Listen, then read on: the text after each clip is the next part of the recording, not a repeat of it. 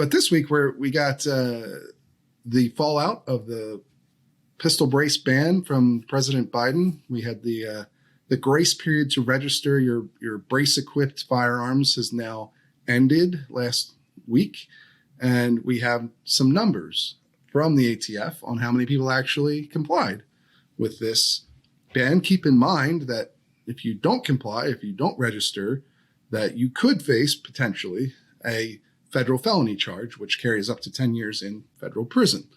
And I think that's a key point because not very many people did comply, is the bottom line. The ATF said there were about 255,000 applications for registration of braced firearms in the 4-month period that they let people do that tax-free, by the way, as a sort of incentive to try and get as many people to comply as possible. However, that's probably sounds like a lot, but the estimates from the ATF are that there are between 3 and 10 million pistol braces that were sold in the 10 years that the ATF had said they were not NFA items, not that you could have them without registering them. And the Congressional Research Service, which does kind of what the name implies, they do a lot of research for Congress. They estimated there are between 10 and 40 million of these devices out there. So the registration rate was somewhere between 0.6, that's 0.6%, and 8%. So less than, more than 90% of people refused to comply with this in that allotted time period, and presumably now are overnight felons in this case. What do you make of this?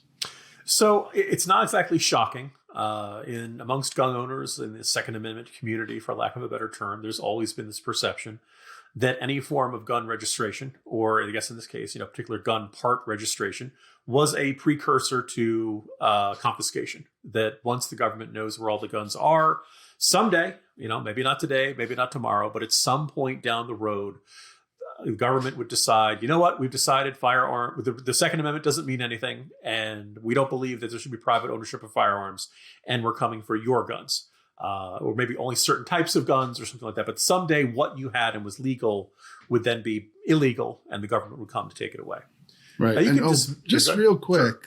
That's not an unreasonable thought, right? I mean, I know this gets brought up a lot outside of conservative media, and there's a lot of critiques of this concept, of this argument, because it's a very common one in pro-gun circles. But I mean, you can look anywhere in the world, and that's something you see even today. I mean, even just look north in Canada, where they are using their registry of certain kinds of guns, which they have now made illegal to possess, to go around and take them from people. I was going to say, so Steve, we hear versions of this.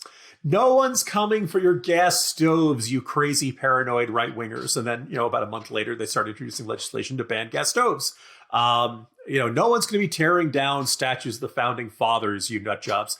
And then they start tearing down statues of the founding fathers. All kinds of ideas that seem crazy and unthinkable from progressives that conservatives start objecting to are denounced as crazy conservative paranoia right up until the day it becomes reality. And then it becomes, self-evident we should be doing these sorts of things. Look, there was always going to be a tough sell to America's gun-owning community. And I was also thinking about just how much, there is so much bad blood and so much history there that it's really hard to imagine Joe Biden, or really almost any other Democratic president.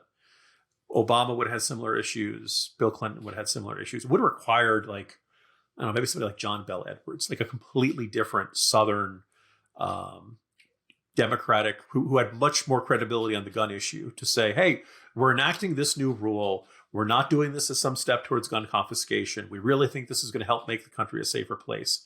There's just, too much suspicion. There's just too many reasons for whether it's Biden or Kamala Harris or any of these, that this administration doesn't want to protect your Second Amendment rights, and they don't mean what they say. And that it's very hard to imagine any state where you'd require a completely different history to have a higher level of compliance with a rule like this. The trust isn't there. You'd have to take steps to build that trust. And there's really very few signs that the Biden administration is even interested in trying to rebuild that trust.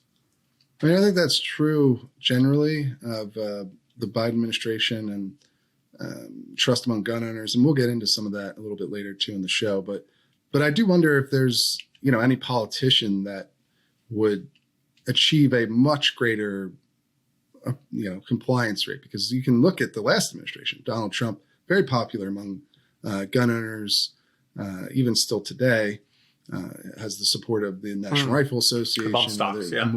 That's some of the stuff we'll get into later as well. But yeah, this pistol brace ban is really modeled off of his bump stock ban. And the bump stock ban was actually more severe because they didn't allow you to register those devices. They just said these are machine guns, which you can't own. Civilians can't own new models of machine guns since 1986. You could only own ones that were already registered before 86. Thanks to a Firearms Owner Protection Act, there was a amendment to that law in the 80s that banned new sales of fully automatic weapons. And even though the bump stock is literally a piece of plastic stock, similar in nature to the pistol brace, they do different things, of course, but they're just pieces of plastic because they have no internal parts. They don't do anything on their own. You have to attach them to a firearm for them to have any use. But they declared it was a device that would modify a semi-automatic into a fully automatic, and therefore was illegal to own. And it was always illegal to own, even when they said it was not illegal to own. And so you had no option but to turn them in or destroy them. And nobody turned them in, essentially. The ATF said at the time, basically nobody turned these in. Now I think they're taking the agency, interestingly enough, is sort of taking a similar view of things today as they did after the bump stock ban, which is that there were other ways that people could comply with this, meaning that they could throw away the devices. And so maybe people did that. We don't know. And there is no way to know that. It's unlikely, I think, that most people destroyed their pistol braces or their bump stocks, but the ATF has made no real effort to try and figure that out. This is a pseudo symbolic measure, which is actually fairly common of these registration and confiscation acts in America. But I do wonder, I mean, Trump did that and they didn't have any better compliance rate than Biden has had here. That is a fair point. I do kind of wonder if what we're seeing in both of these, and in fact, in a whole bunch of efforts to enact gun legislation or to change gun regulations, is a kind of a pretty severe disconnect between the lawmakers actually making the laws at the level of the president or his cabinet or something like that, and in the actual Bureau of Alcohol, Tobacco, and Firearms and Explosives. Pardon me. Well, we always forget the explosives because it's not in the ATF. Yes. You need all of them for a good time. No, I'm just kidding.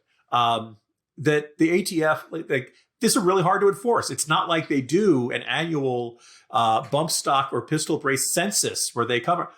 Hi, I'm from the ATF. How many do you have in your house? I don't think that would go over very well. One, it wouldn't go. You're right. Wouldn't go very well. But two, so when they suddenly announce, hey, that there's anywhere from, as you said, one estimate 3 to 10 million, another estimate up to 40 million. We've just decided these are all illegal. So ATF, could you go around and make sure that every last one of these is either destroyed or confiscated? And the ATF, we're chasing gun runners. We got a full plate of responsibilities and duties right now. We don't have time to go around. We can send out the notice. We can tell people they can turn them in. They can get, as you said, a couple 250,000 or so. They don't have the resources to go around to do this kind of stuff. And so there's kind of this complete intellectual and kind of pragmatic disconnect between the people who are saying, hey, what can we do about these, about gun violence and stop gun crimes and all that stuff, and the people who actually have to enforce the laws. And I assume somewhere in ATF or somewhere in the Department of Justice, somebody's saying, guys, this is not going to be realistic. We're not going to have the ability to do this. And it certainly seems like those voices get ignored.